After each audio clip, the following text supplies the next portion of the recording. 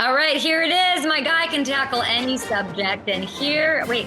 What is this? Darius Butler, avid golfer, huge fan of F1. You're getting into politics? Every now and then I put a little troll job on the old X. A few years back, it was Malcolm Butler when he made his game-winning interception in the Super Bowl. This time around, it was Democratic something. Darius Butler. Obviously, two R's, not one, like my name. But it was. I got tagged in it. It was too easy not to do it. But I was kind of disappointed. Elon is losing his fastball a little bit on X. I didn't get community noted, which I was disappointed about because I woke up the next morning and the first two words in my Wikipedia page, which of course I was tagged, American politician. So I don't know if it's still there, if it's been fixed or not, but the troll job got the job done. But no, I'm not into politics just yet. I feel like this wasn't the move. I feel like this is the move that I would stay away from, maybe more than any other move ever, Darius. This is quite bold of you. What were the comments like? I was surprised. The comments were surprisingly positive. They were like, hey, I got something from both sides, from conservative, from liberals. Hey, from a conservative guy, congratulations. Darius, hey, didn't take you for a different. Hey, I'm surprised. Just a lot of different. The comments was good. Great job. Good luck. I prefer you in there than a lot of these other people we have in there. But no, that's definitely a lane I'm going to stay far, far away from. But I can't. I got to grow up at some point. But that was too good of an opportunity for a troll job there, and it worked. I had the picture. It was already ready. It worked. When it works, I just got to go with it. Sorry. When it works, it works. I feel like there's no world where you could fit another job into your life, Darius. Like are you thinking of getting rid of one at some point? Like where are you at with your workload? I'm only adding. At some point, I want to change my background and I want it to look like yours. That background, that view, I don't know where you are. I don't know. You said no sleep. I probably wouldn't get too much sleep with that view either. Voice is a little raspy. Yeah, I know you say you shot a commercial, sure, whatever, okay. But yeah, I'm going to keep working, keep adding jobs until I get a view like you got behind you right there. Look, hey, you can't beat that. I know. I made it home. And I'm here and I'm talking to you. Life's pretty good, I think, for the both of us. Mm-hmm. Let's talk a little hockey. Look at what you're wearing. Look at what you're watching. You're the resident hockey expert here on Up and Adams. Mm-hmm. I catch the bites. The only hockey bites on my feed are the McAfee bites. Okay. So I get all my information. Good. Your Florida Panthers shut out the Rangers. The Rangers 3-0 last night. Stars and Oilers play tonight, I believe. Take a look at these odds. These are the odds to win the whole thing, to win the Stanley Cup. Ooh. Yeah. Is it just your Panthers, or is there anybody else you think could have a chance to win it all? You know what? The Stars have, obviously it's a lot going on in Dallas right now as far as sports. Mm-hmm. Mavericks are doing well. They just won game 1. But the Dallas Stars, they're kind of, look like they're destined. But they said this Rangers team is supposed to be the team of destiny. 30 years since their last championship. They won the President's Cup in NHL this year, which means they had the most regular season wins. But it's my Panthers. It's the Panthers against everybody. We got Chucky. We got Swaggy. We got Bob in net pitching a shutout last night. I got into hockey, full in last year and been following it. As you mentioned, McAfee, the whole crew, those guys have grown up watching hockey. So I've kind of been adopted into my dad there last year. We went to an Eastern Conference final game against the Carolina Hurricanes, I believe, which was an amazing I've never been to a bad hockey game. If you haven't been, Kate, you got to go to a hockey game live, especially a playoff game. So it's been fun, and we've been obviously successful these last couple of years. And let's hope we can finish the job this year and get to the finals and hoist that Stanley Cup. I've been to a Preds game down in Nashville. I did not see the one on the Jumbotron, so I feel like I didn't get the full experience. And I used to go to a couple Blues games. I used to know a couple of the Blues players back when I lived in St. Louis, and they used to. I've gone to games. They're so fun. It's amazing. Have you ever seen the Stanley Cup in person? I have. Have I seen it in person? I'm trying to remember. I think I've seen it. I think it came to the Thunderdome once, and I have seen it. It is a huge trophy. Obviously, guys have do a great job celebrating with it. It's always accompanied by like some security, which is crazy. But if you if the Panthers win, you know what, they should. They should put it out there in the universe, Kate. They should. I have plans to be in the building for our first home game of this series Sunday when the Rangers come into town. So hopefully they'll let me beat the drum and get the crowd ready before the game. Hopefully they'll let me hoist that. I'm not going to jinx it. I'm not going to jinx it. One game at a time. We got game 2 against the Rangers tomorrow. So I'm just waiting for that. We're not jinxing it. We're manifesting. You've done very well since we started doing this show together. You've done very well. For the teams that you root for do really freaking well. So I think that you will win. And I would like to start the official campaign. I saw Dan Orlovsky had a bit of a Panther shirt on the McAfee show the other day. I just feel like if they win, it should make a stop on the set, and you should be able to celebrate with the trophy. I believe that. And by the way, it is so much cooler than the Lombardi Trophy. It hurts. It is. The Lombardi Trophy obviously will always be special to me. Unfortunately, I didn't get a chance to win one. But if you put that Stanley Cup next to the Lombardi Trophy, next to the Larry O'Brien, and next to that piece of metal that they give out in MLB, I think the Stanley Cup definitely stands in it. I think it's the best trophy in sports. It is. Now let's go to the NBA, where you're going to teach me everything because I don't know what happened. I know the Mavericks got it done. You mentioned Dallas and they got it done against Ant-Man, Michael Jordan #2, and the Timberwolves. Tonight it's Pacers Celtics game 2. The line for the Celtics, Darius, is -9. The over-under is actually, I don't know. Maybe it's on the screen right now. But Indiana took Boston to overtime game 1, right? It was close. Do the Pacers pull off the upset? You know what? Coming off of Game 7, we had to beat the Knicks, the Pacers. I'm rooting for them now. Obviously, I'm a Heat fan, but I'll root for the home team, Pacers, against the Celtics right now. They had it. They were 10.5-point dogs, I believe, on the sports book going into Game 1.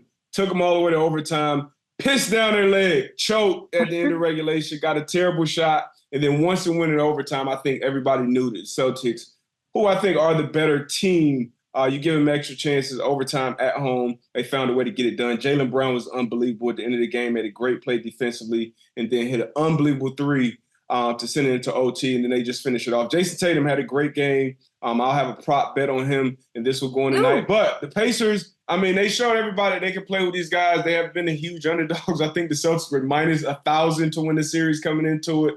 And the Pacers are great at home. Haven't lost a home game since my birthday, March 18th. They haven't lost a home game since then down in the Gainbridge Fieldhouse. So I think it will be a long series. It'll be an exciting one. So I'll definitely be tapped in tonight. Like I told you, you're a good luck charm. And, we're not for the East Coast bias, as I've noticed on my timeline as well. Wait, you said you have a player prop over on FanDuel? What is it? All right, Tatum. Tatum in these games, especially as the playoffs continue to go on, and I don't know what it is with Tatum. I don't think he gets the respect that he deserves necessarily. He had 30-plus in game 1. But boards, he always crashed those boards. He's a big body, active. So give me 10 rebounds. Yes, 10 double digits for Jason Tatum, or as PK Subban would call him, J Tatum. J Tatum. So Jason Tatum, 10 boards in game 2. That's my player prop that I'm sticking with going into this one. I guess we should talk about the NFL, Darius. Sure, of course. Okay. I brought up I showed the Panthers hat, the Panthers helmet. It ruined my camera, my connection. So hopefully that's no bad omens until their season. But we don't need to talk about the Panthers, though. I promise we don't. Is there a team that you are like, I think May, June, I like a summer romance. I got to tell you. I like to fall in love in these times where there's a lot of optimism. It's low expectations. It's flirty. It's fun. And I can't talk myself out of the Ravens winning the Super Bowl. Like, I know the AFC is crazy and you got the Chiefs and Rodgers and all of that. But the way Lamar looks, Derrick Henry is there a team that you have like that, or do you got a comment on the Ravens? I love everything the Ravens did this offseason, obviously bringing Derrick Henry in. We know how their season ended last year against the Chiefs, AFC Championship. For some odd reason, just stopped running the damn ball, which they needed to do. Lamar obviously didn't have his best outing, but he's coming in with a new body, new body, new him, kind of got slimmer, which you expect him to be a little more explosive, which is scary to even think about Lamar Jackson being more explosive. But him being there, obviously losing Odell, I think that'll have an impact. Zay Flowers, I expect him to take that next step. I also expect Isaiah Likely to take that next step and become one of the best tight ends in the league, even though he's a teammate with one of the best tight ends in the league right now, Mark Andrews, who I know is a friend of the show as well. So I'm excited about this team. Love, obviously, the defense. You lose a great defensive coordinator in Mike McDonald. So how do you go? And obviously some pieces there as well. But, I got a lot of faith in the Ravens. But summer romance, you're talking about a great summer city, Chicago. Obviously, you got a rookie quarterback, number 1 overall pick, Caleb Williams coming in. One of, if not the best trio at wide receiver right now, Rome Odunze, Keenan Allen, and DJ Moore coming off a career year. Love what they did on defense. Flus, I love everything that Ryan Poles has done as far as being in the front office. So Chicago, I think they take a big step, and that's stacked. It's crazy to say stacked now, NFC North right now. I had Matt Forte on yesterday, and he mentioned Super Bowl. In the same sense that they're built that way, that he's talked to Caleb, he's around the team. The team, you've heard this too, I'm sure, used to not let the OGs come back. It was alumni like Sia, Devin Hester had a big problem with the organization. Now they're like, come back. There's a whole change. We've seen it with teams though. We've seen it, the Bengals, we've seen it happen. Lions. Exactly. Yeah, top to bottom. So when you say a big step, are we talking playoff win? Are we talking division win? What are we talking? What are we saying? I think it'll be huge to even be playing meaningful games for the last 2-3 weeks for Chicago. And I don't expect a rookie Caleb Williams to just come in and take the NFL, by storm and go win a couple playoff games or even a playoff game in his first season. But I do love the culture and the team that they're building there. So I think success for the Bears is even competing legit for a playoff spot, and then you build on that going forward. Obviously, you don't want to hear that if you're a Bears fan. It's always everybody at May, wants to win the Super Bowl. I don't realistically see that happening, but I definitely see a case in point where they can compete deep into the season. I think that'll be a great stepping stone. I loved, obviously, staying in that division, what Jordan Love and that team has done. Obviously, those young receivers taking another step. You would expect them to be better on defense this year. Obviously, that whole division will be fun all year long, but I don't see him winning a playoff game this year. And then, Forte said that they're going to sweep the Packers. That hasn't happened since 2007. Just that would be all that you need. But I think it's smarter and it's smarter and more responsible to preach patience, but also like Chicago's waited so long that they should just enjoy the moment. I think you're going to the Super Bowl. You got to. You see the Lions too. The Lions were this close last year to being there. Yeah. It was. Well, there's also the Vikings. Let's not sleep on them, right? Justin Jefferson, he's a no-show at OTAs. That's going to keep them out of the Super Bowl if he's not back. He's got the contract thing. I talked to him. I was in Cabo when he was hawking Little Caesars at me, Darius, and he was trying to giggle and I said, yo, when are you signed? Where is it? Where's the extension paperwork? Is it in your room? Is it stuck on the fax machine? Is it on a DocuSign that you're bad at technology and you don't know how to send it back? And he was joking. And he's like, and then I talked to Kevin O'Connell last week and he said, it'll get done. It'll whatever. I don't know. What do you make of the Justin Jefferson thing? Will he, won't he? Is there no drama here or is it being overblown?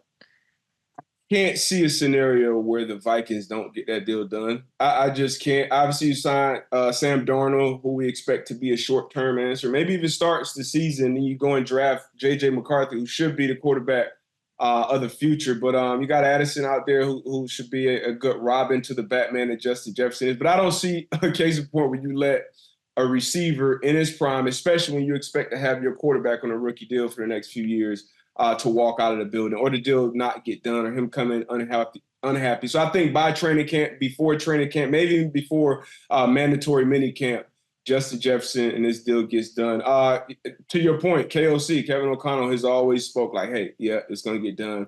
Tampa Bay with Winfield, it's kind of the same way, the same energy when it talk, obviously different positions, but when you see Winfield become the highest paid DB in the league, which you did not see that coming, especially for, a safety position, even though he does a lot of different things back there. So I think Justin Jefferson will be taken care of. I think he will reset the market at that wide receiver position, and then you'll see some other dominoes come behind that. You got to probably go. You got to get on that jet to Monaco, huh?